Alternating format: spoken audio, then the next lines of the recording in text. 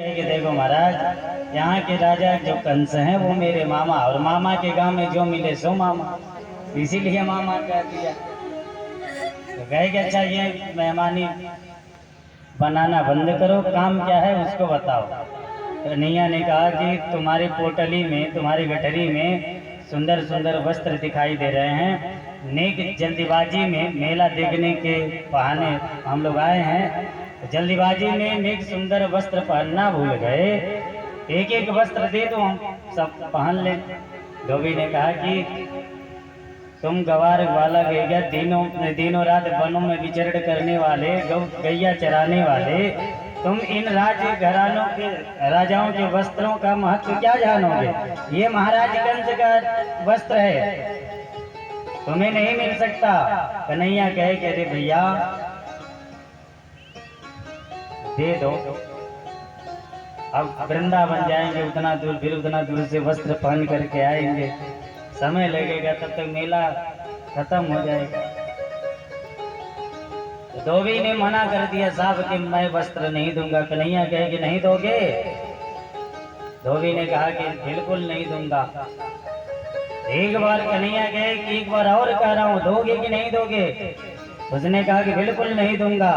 कन्हैया एक चाटा खींच करके गाल पर लगाए, सो धोबी का सर धड़ से नीचे गिर गया, शरीर से ही सर कट गया, पृथ्वी पर गिरा, गठरी जितने कपड़े का गठरी था सब नीचे गिर गया। कन्हैया कहे कि भैया ग्वाल बाल जो अच्छा लगे एक एक वस्त्र निकालो सो पहन लो। सब ग्वाल बाल एक एक वस्त्र पहन लिए। अब महाराज कंस का वस्त्र छोटे छोटे ग्वाल बाल, अब जब बड़ा वस्त्र पहन लिए, इतने बड़ा वस्त्र कंस का वस्त्र, छोटे छोटे ग्वाल बाल जब पहन करके चले तो रास्ते में झाड़ू लगाते चल रहे हैं कपड़े से ही, ऐसा लग रहा हो जैसे नए नए मोदी जी के द्वारा सफाई करने में भर्ती होकर के आए हों। प्रेम से कृष्ण कन्हैया लाल की।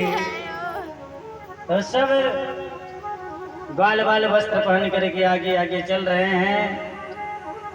कन्हैया से कहे ग्वाल बाल, अरे भैया कन्हैया, या वस्त्र में तो हम उससे भी ज्यादा भिखमंगा लग रहे हैं जैसे पहले थे, उससे बढ़िया तो वही वस्त्र था। इतने बड़े वस्त्र हैं कि झाड़ू लगाते हम लोग चल रहे हैं। कन्हैया कहे कि एक काम करो, नेक उठा करके चलो, कि रोड साफ मत करते चलो।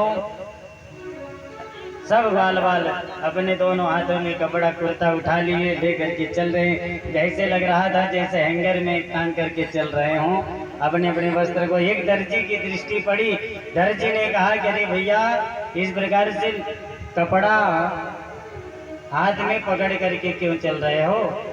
बड़े हैं तो लाओ मैं ठीक कर देता हूँ। कन्हैया ने कहा कि भैया दर्जी, तेरे मुख में घी और शक्कर, जो मैं सोच रहा था वही तूने कह दिया। दर्जी ने समस्त ग्वाल बालों के नाप का वस्त्र बनाया, वस्त्र बनाने के बाद पहनने के बाद ग्वाल बाल कहे कन्हैया दर्जी को भी कुछ इनाम दो भैया। दर्जी से कन्हैया पूछे कि बताओ तुझे क्या चाहिए? दर्जी ने कहा बस सरकार आपकी दया दृष्टि बनी रहे, और कुछ नहीं चाहिए। मैंने पहले ही देख लिया धोबी को आपने क्या दिया, अब कुछ नहीं चाहिए, बस कृपा दया दृष्टि बनी रहे।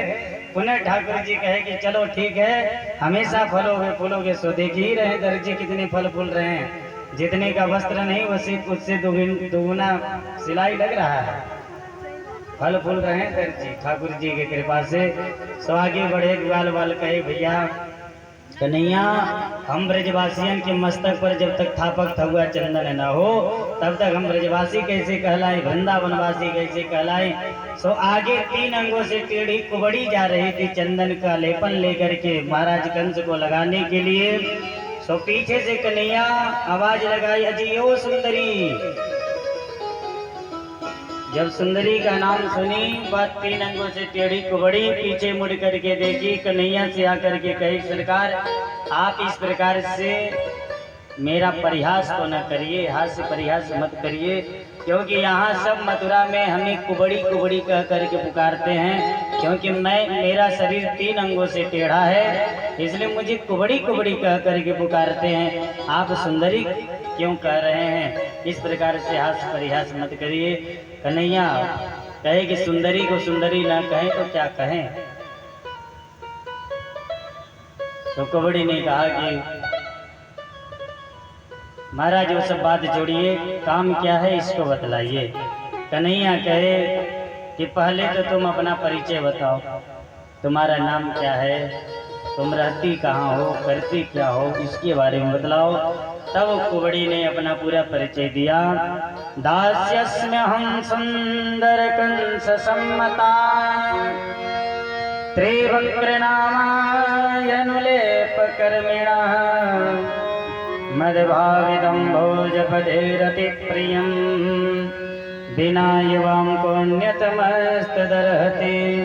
महाराज मेरा नाम शैरंधरी है, मैं 3 अंगों से टेढ़ी हूँ, इसलिए मथुरावासी हमको कुबड़ी कुबड़ी कह करके पुकारते हैं। मैं महाराज कंस के महल में चंदन का लेपन ले जाने का कार्य करती हूँ। मेरा चंदन महाराज कंस को अति प्रिय है।